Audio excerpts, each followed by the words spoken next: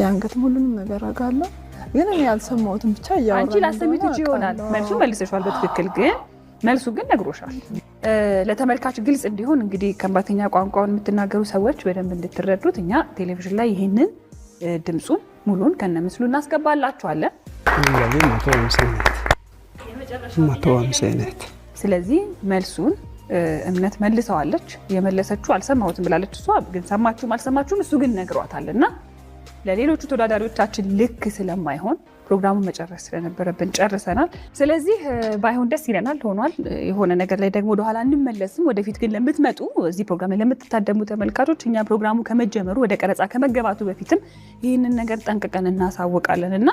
ለተመልካችም እንዲሁም ደግሞ እዚህ ለሚመጡት እንግዶችም ትክክል ስለማይሆን ጥንቃቄ ቢደረግ ወደ ነጥብ አልፋለሁ በዛሬው እንተዋወቃለን ወይ አቤኔዘርና ቅድስት 5 ነጥብ ያመጣ